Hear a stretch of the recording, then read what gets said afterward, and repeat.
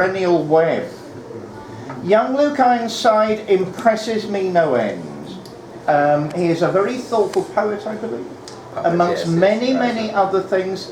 I don't want to speak for him because he's got quite a subject to deliver. All I'll say is please keep questions to the end. Just this once, just for me, please. Ladies and gentlemen, Luke Ironside.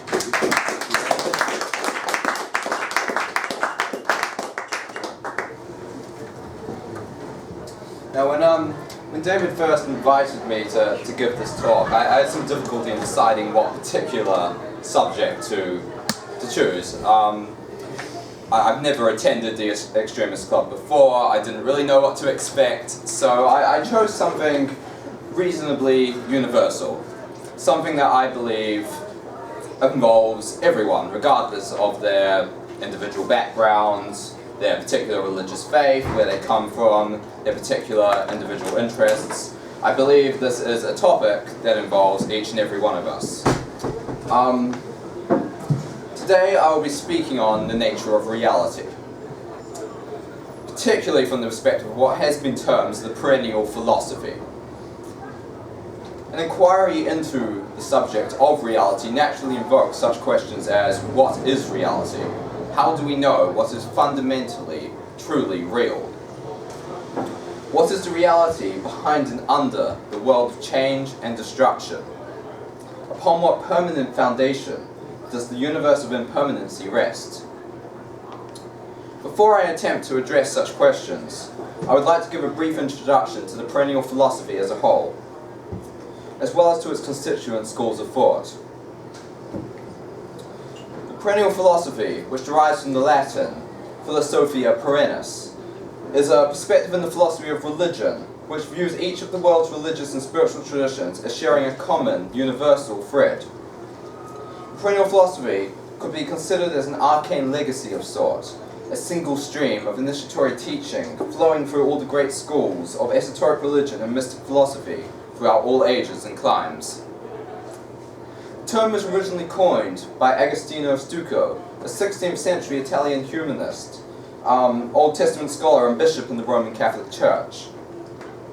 The idea of a philosophia perennis, or perennial philosophy, was popularized in the 19th century by the Transcendentalists, a philosophical movement that developed in the United States as a protest against a general state of intellectualism and spirituality, and gave rise to such figures as Ralph Waldo Emerson and Margaret Fuller. It was further popularized towards the end of the 19th century by the formation of the Theosophical Society, which conceptualized of a wisdom religion, or ancient wisdom, termed by them Theosophia, literally divine wisdom. The apex of the perennial school of thought occurred in the immediate aftermath of the Second World War, with the 1945 publication of Aldous Huxley's The Perennial Philosophy, a comparative study of mysticism and theology. The perennial philosophy acquired a classic status in the philosophy of religion. In the introduction to this work, Huxley defines the perennial philosophy as the metaphysic that recognizes the divine reality substantial to the world of things and lives and minds, the psychology that finds in the soul something similar to, or even identical with, divine reality. He further defines it as the ethic that places man's final end in the knowledge of the immanent and transcendent ground of all being. It is this ultimate, substantial reality with which this presentation will be concerned. Being limited in time, I intend this talk to be a general overview of philosophical ideas concerning the nature of this fundamental reality, without examining in depth the theories of particular individuals, which may differ on the specifics of interpretation of the nature of reality. The title of my presentation, which is From the Unreal to the Real, Man's Perennial Quest for Fundamental Truth. This title is derived from the Pavamana mantra, a Hindu mantra or sacred phrase, which translates from the original Sanskrit into the following in the English language. From the unreal, lead me to the real. From darkness to light. From death to deathlessness. The Sanskrit term for the real, or absolute existence, is Sat, which translates literally into the English tongue as what is existing or real. The term possesses in Hindu spiritual philosophy a range of significant religious meanings, including truth or the absolute, Brahman. Swami Krishnananda, a prolific 20th century theologian, saint, yogi, and philosopher of the Advaita tradition, interpreted the mantra similarly as, from the non-existent, from the unreal, from the apparent, lead me to the other side of it, the existent, the real, the nominal. The mantra is thus a rejection of the material world as unreal, dark, and dead, and an invocation of a transcendental reality, an independent, unconditioned being, or sat. I feel it would be prudent to begin a discussion of this kind with a clarification of definitions. When speaking of such general terms as reality, truth, existence, being, and so forth, it can be easy to fall into the abyss of ambiguity and misinterpretation. Thus, in endeavouring to expound a topic as ambitious as that indicated in my title, I will strive to be consistent, clear, and concise in my use of terminology in an effort to avoid any such equivocation of terms. The American occult author, William Walker Atkinson, described reality as a term used by philosophers to designate that something which is fixed, eternal, and unchangeable, and which underlies the universe of changing forms, shapes, and conditions of things, and which is the primal cause of them. Perhaps the clearest and most efficient definition of reality, as the term is used in philosophy, is the following. Reality is that which may exist by itself, and is not considered as forming part of any other thing. Anything that does not answer the above definition is held to be non-reality, or mere appearance, designated as Maya, literally illusion in Hindu philosophy. The quest for truth is the highest occupation of the human spirit. It is the driving force of scientific experimentation, the muse of the metaphysician. The poet's ode encapsulates the yearning of man for understanding and fulfillment in a cosmos of chaos and confusion. As the fervour of the faithful symptomizes the soulful hunger for a taste of the divine. This quest is the common ground on which every man and woman who has ever walked the face of this pale blue dot finds himself standing in the end. Man is an essentially optimistic creature. He believes from the deepest recesses of his soul that underlying all the various forms and diversifications of the universe, there must exist a substantial reality, a fundamental truth. It is that which stands under and behind all extrinsic appearances and manifestations, the underlying power from which manifests the world of change and insubstantiality.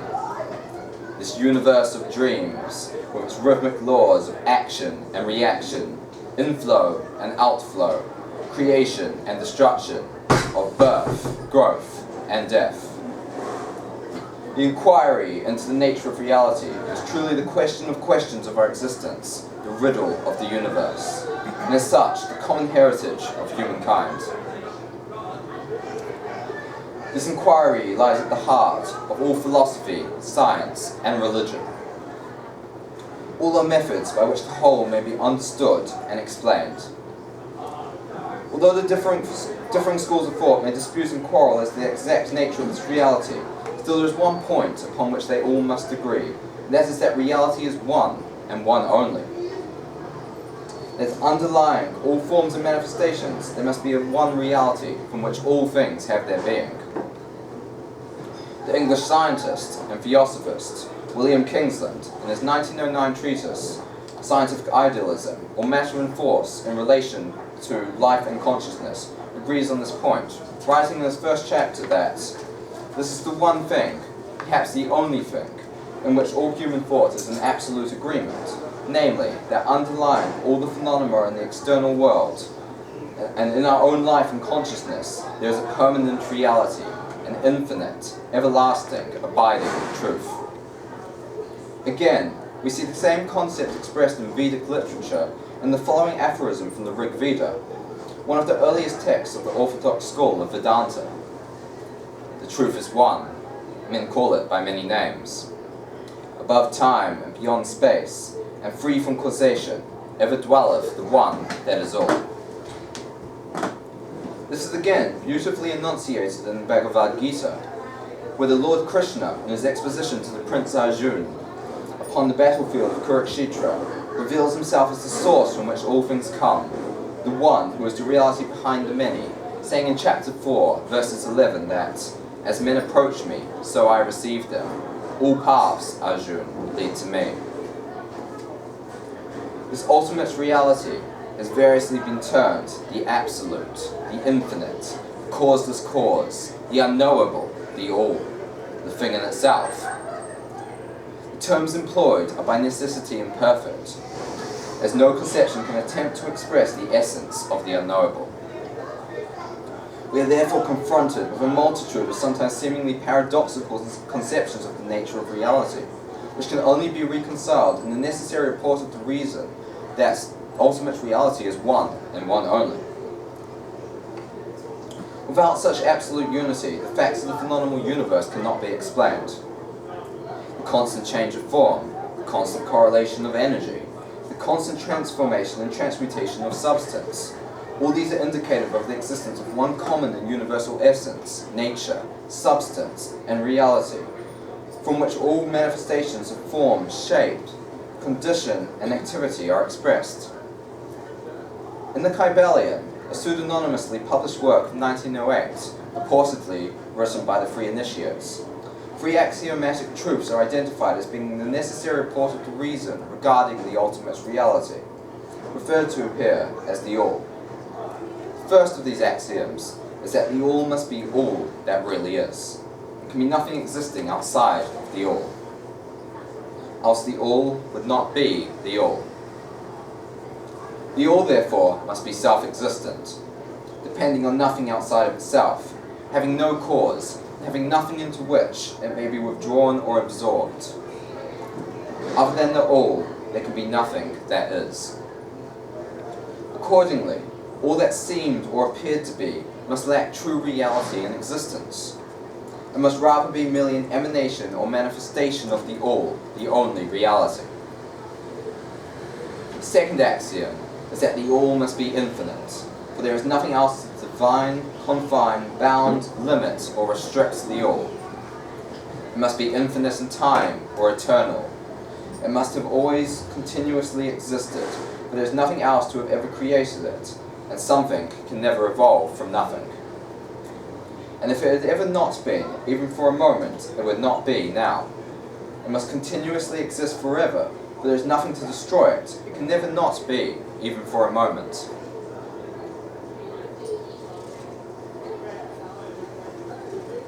It must be infinite in space. It must be everywhere, for there is no place outside of the All. It cannot be otherwise than continuous in space, without break, cessation, separation, or interruption. But there is nothing to break, separate, or interrupt its continuity, and nothing with which to fill in the gaps. It must be infinite in power, or absolute, but there is nothing to limit, restrict, restrain, confine, disturb, or condition it. It is subject to no other power, for there is no other power. That the All, or the Absolute, must be infinite seems almost superfluous, as the terms absolute and all carry infinite along with them. And yet there is a shade of difference that exists between them, and so infinity may be regarded as a quality of the absolute. The report of intellectual speculation on the subject concerning the absolute is that it must be eternal, existing forever and having always existed. There can be no beginning or end to infinity. The logical impossibility of the absolute having sprung from nothing leads us to a conception of a causeless cause, although not first cause, as is often spoken of in Western philosophy, which fails to stand the test of logic for the aforementioned reasons.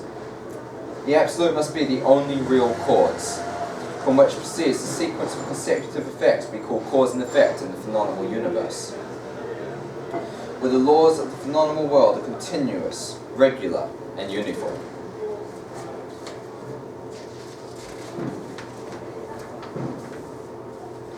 The idea of eternity is practically incomprehensible to the human mind.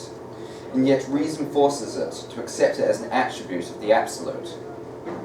This difficulty in arriving at such an understanding arises from the fact that the intellect perceives the world through the veil of time and cause and effect, the relative manifestations of the infinite, eternal absolute. The human animal is wired to take for granted the constructs of its relative reality, the environment in which it lives and has its being, in which there is nothing uncaused, nothing without a preceding cause. Such an instinct is perfectly correct in as far as the relative is concerned, and one must be careful not to fall into the trap of regarding the relative world as merely illusory, as at the expense of one's sense of sanity. Yet behind and back of all cause phenomena must be that which is the causer of causes, the manifester of all manifestations, transcending matter, force, and mind, and which, existing beyond the phenomenal world, cannot have been caused, cannot be the effect of a cause. The mistake of the intellect lies in its taking for granted that time is a reality, something that exists in actuality. This is the fallacy of the senses. There is no such thing as time in truth.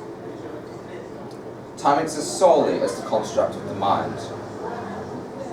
It is merely a form of perception by which we express our sentience of the succession of changes in the phenomenal world.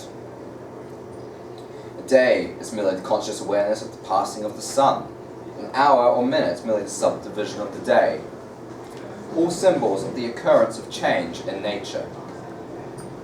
In a world without change, time would not exist. Time is nothing but a mental invention of the human consciousness, existing only in the relative, and having no place in the eternal or absolute. We arrive now at the second point, that the absolute must be infinite in space.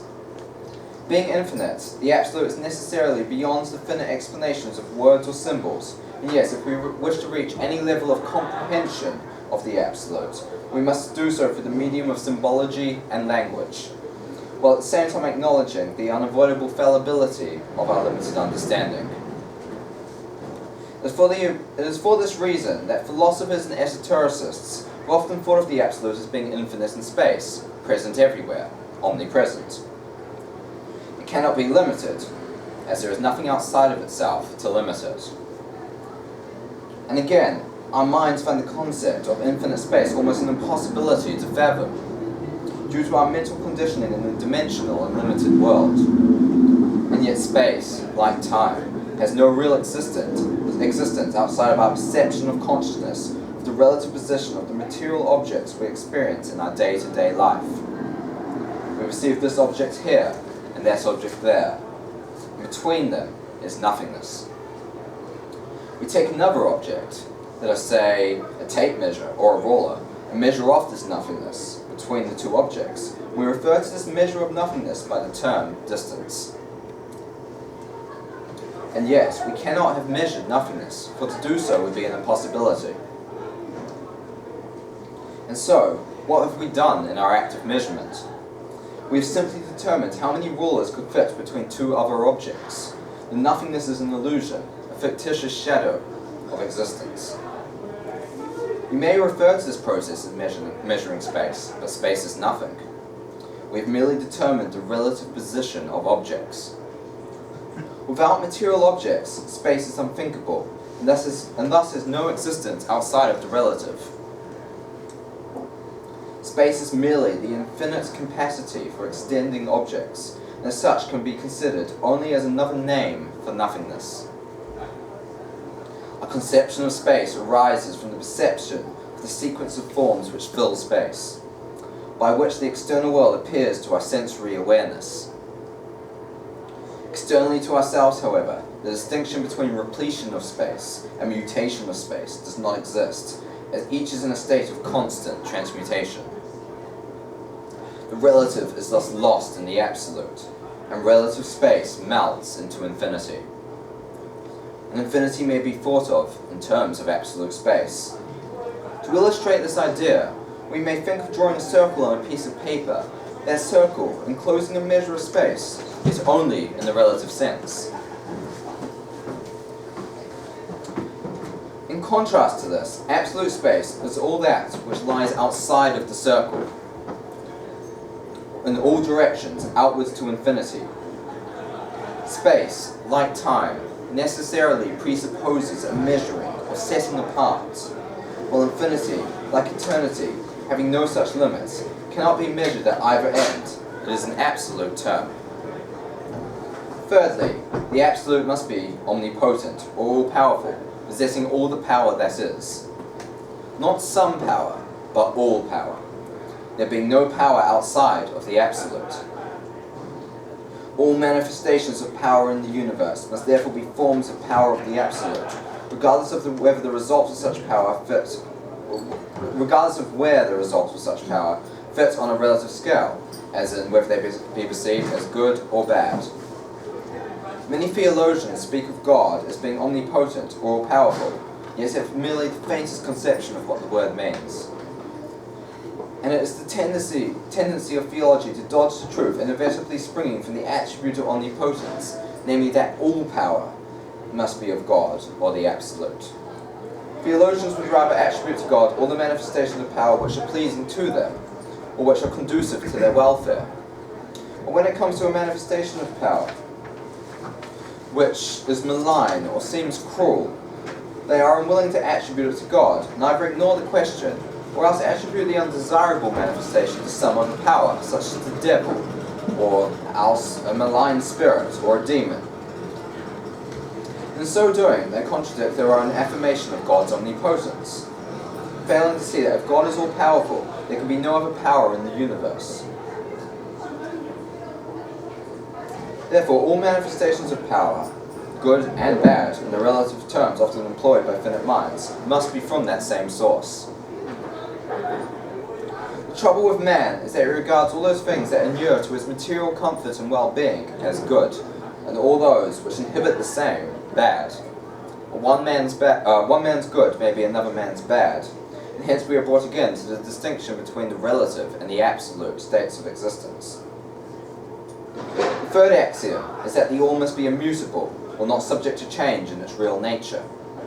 For there is nothing to work changes upon it, nothing into which it could change, nor from which it could have changed. It cannot be added to, nor subtracted from, increased, nor diminished, nor become greater or lesser in any respect whatsoever. It must have always been, it must always remain, just what it is now, the all. For there has never been, is not now, and will never be, anything else into which it can change. By immutable is meant changeless, unchangeable, incapable of change, not susceptible to change, invariable, constant, stable, and unalterable. The all, or the absolute, must be immutable by the very fact of its essence, nature, substance, and being. This is the inevitable conclusion of the reasoning of the force of man. Change is a characteristic of the finite forms of the phenomenal world. Hence it can have nothing to do with the ultimate principle, which is eternal, causeless, and original. Change logically implies subjection to the laws of time and causation, and thus would defeat, nullify, and destroy the fact of the infinite nature of reality. Change is utterly opposed to every fact of the essence, nature, substance, and principle of reality. It must be seen to be unthinkable in relation to reality.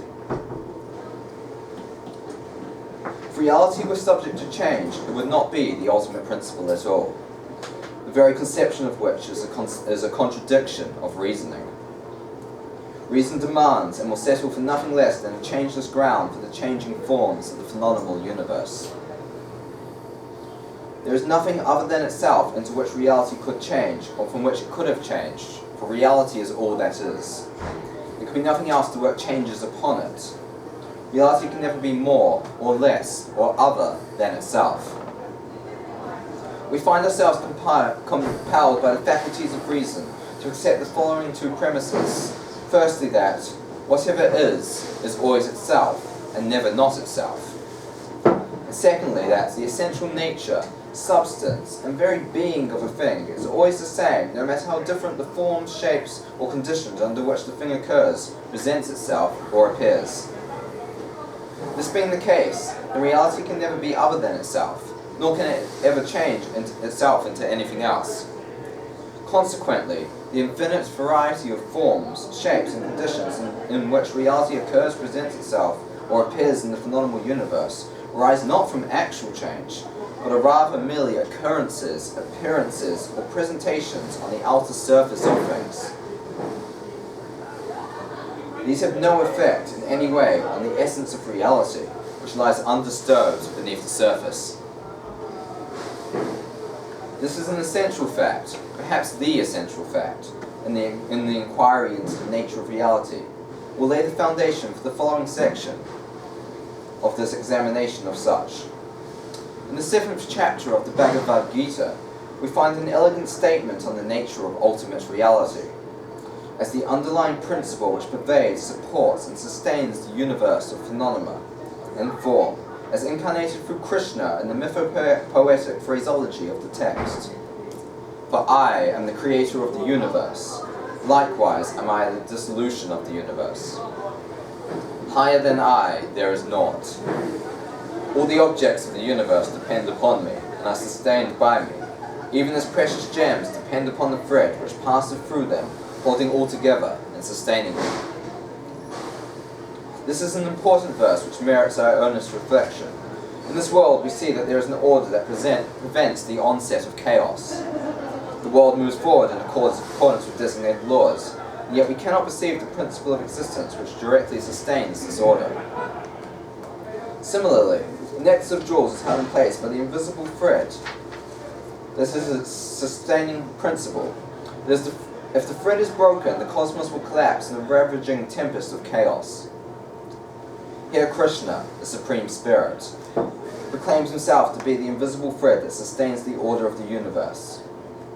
Reality, therefore, although invisible to the seeking of the finite mind, is present within its emanations in the world of forms.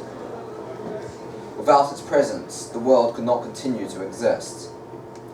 However, although the Absolute may be present, in a manner of speaking, in the world of forms, it is not dependent upon the existence of the world in any sense. The world, contrarily, is entirely dependent upon the Absolute. Thus there is an identity between the universe and the Absolute, but it is not a symmetrical identity. The world is nothing but a manifestation or emanation of the Absolute, which is itself beyond the world of forms. The question that now arises as an inevitable consequence of a discussion of this kind is of how the one becomes the many. The problem of the one and the many, of how the one apparently becomes many, lies at the very foundation of all human knowledge. It has been a problem which philosophers and metaphysicians have grappled with for millennia without solution.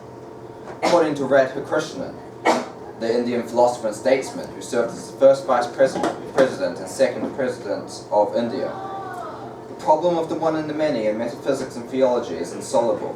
The history of philosophy in India, as well as in Europe, has been one long illustration of the inability of the human mind to solve the mystery of the relation of God to the world. We have the universe of individuals, which is not self-sufficient, and in some sense rests on Brahman, but the exact nature of the relation between them is a mystery. We can therefore deduce that this problem is essentially unexplainable, as it is impossible to conceive of the Absolute, which is immutable and indivisible, as changing or dividing itself into parts, or apparently doing so. We are brought, therefore, face to face with a seemingly unassailable paradox. The one becomes many, the unity becomes diversity, the identical becomes variety, yet the many remains one, the diversity remains unity, and the variety remains identical. That all beings are, in truth, expressions of the one is a fundamental principle of all occult and esoteric teaching. The conception of this essential oneness is found within all esoteric teachings of the past and present, Occidental and Oriental, philosophical and theological. When the distinctions that separate the differing dogmas and creeds of the orthodox exoteric teachings are stripped away, there is ever to be found this insistence upon the essential oneness on the part of the inner teachings of all schools of esoteric philosophy. The illusion of separateness is but the working fiction of the universe. That there is but one life, and not many lives, is an essential tenet of all occult and esoteric thought. This one life cannot be conceived as dividing or splitting itself up into parts, but rather as merely reflecting itself in the many individual mirrors of expression, just as the sun reflects itself in the millions of falling raindrops, while yet remaining one. Using another figure of speech, the one may be considered as an infinite ocean of being, in which there is to be found a multiplicity of tiny bubbles, each apparently apart and separate, yet all of which are in truth but centers of activity and expression in the one great ocean.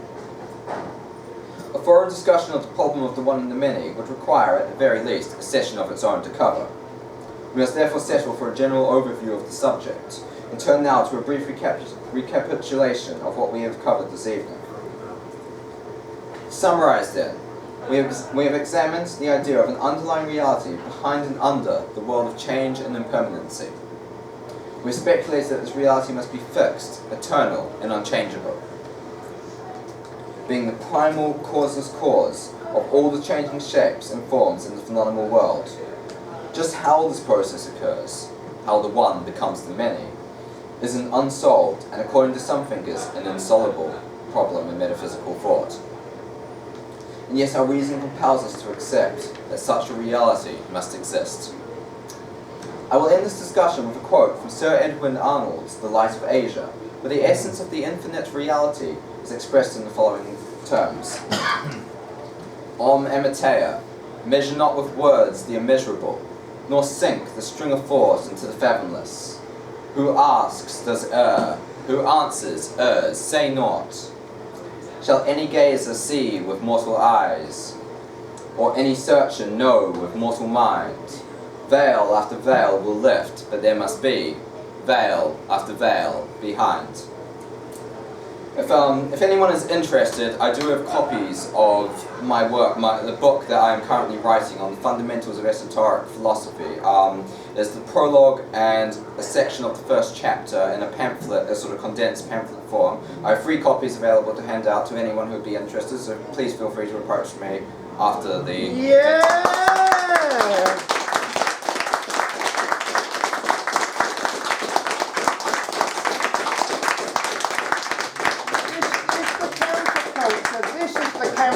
This is the counterculture. How old are you again? I'm 22. 22! My God! My God!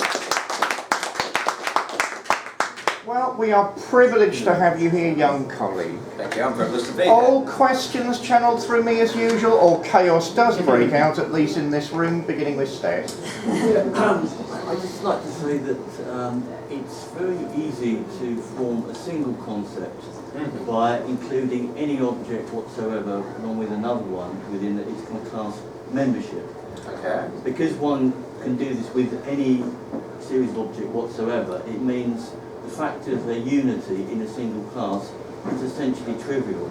So how would that, there isn't a principle of verification as to which objects can be validly grouped together in a single class, because that's just a logical process one can do. So given that, and also the fact that the abstract idea of the absolute cannot be calibrated at all. Right. Do you think this is perhaps best seen as just a metaphysical principle by which we may find some kind of inner peace amongst the sort of swirling, glittering sort of temptations of the world? I think so, in that I would agree that as soon as you begin to try to define the absolute, you give the absolute attributes, it ceases to be the absolute. The absolute is necessarily abstract. It is necessarily beyond thought, and that is why, for example, Gautama Buddha refused to speak of it. The only thing that Buddhist and Hindu sages would say regarding the nature of the absolute is neti, not this, not that. It cannot be conceived of by human words. So I suppose to an extent that's very true, that it's a... whether the idea of the absolute has a practical implication in the world of, you know, phenomenal change. Not necessarily. That's a subject that is open to debate, which I think the various schools of metaphysics and religious philosophy do debate. It's a very open debate. Is there any sort of ethical considerations that arise from this conception of unity? Perhaps, perhaps not. It's an open question. Thank you. We have a publisher in this room. No comment. Mick, my friend. Right, that was an excellent speech. So Thank you. What I want to ask is, should one wish to approach the absolute, or at least align oneself with it authentically, would you agree with René Guénon that a person would have to kind of attach themselves to a kind of orthodox revealed religion? Right. And if so, if you do think that, which religion do you think it would be for contemporary Europeans? That's a great question. We obviously can't become Hindus or whatever. Right. That's not religion. That actually brings us to the question of the distinction between the traditionalist school of thought and perennial philosophy, which René Guénon and Julius Evola and other such thinkers were a part of, and also the what could be perhaps termed the eclectic school of thought, the syncretic school of which the Theosophical Society and certain esoteric mystic orders would be considered to fall under.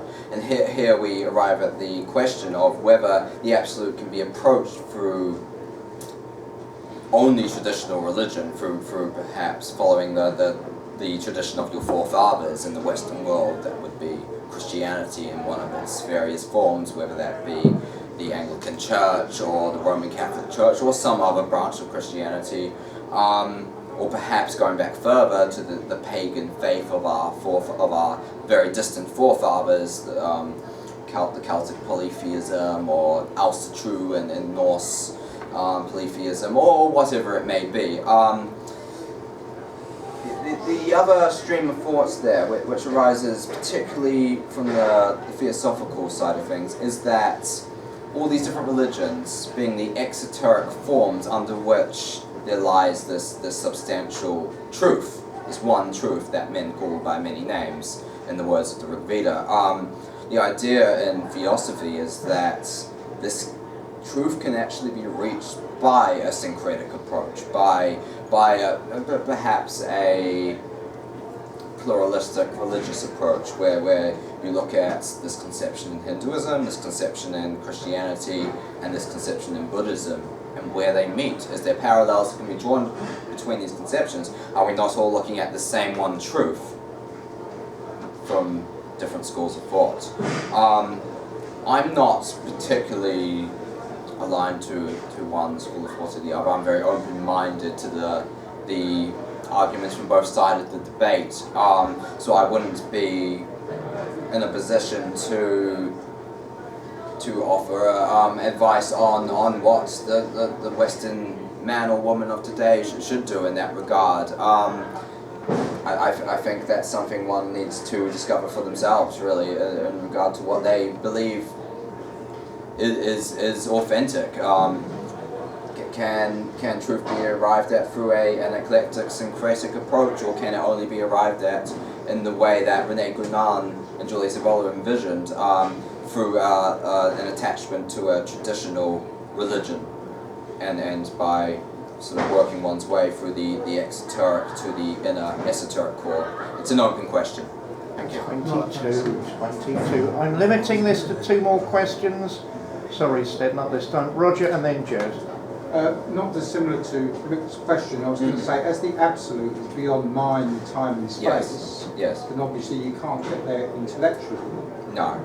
And you partly answered that. I was going to say, what is your path to get from where we are now to realise the truth and the absolute?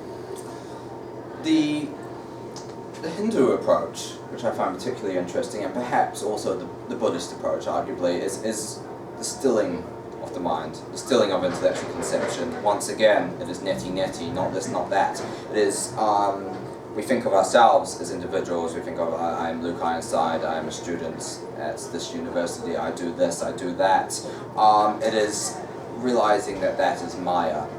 That is not the true self. The true self is Atman, and Atman equals Brahman. So that's the Hindu idea, which I think really expresses it in the clearest possible. It's the clearest formula. You know, it's Atman equals Brahman, and you are Atman. So therefore, I would say that intellectual ideas are unable to grasp the absolute. We can perhaps reach closer to this idea through logic, through intellectualism, through rationality. We can perhaps scratch the surface of the ocean of being, but we cannot immerse ourselves within its depths. The only way to do so is to still the mind, to remove those conceptions, to become unattached to ideas of individuation, of selfness, of I am I, you are you, and so on. It's simply recognizing the innate I, the universal I. Exactly how that is accomplished is once again different in different schools of thought. I think all forms of mysticism speak of some kind of union with God.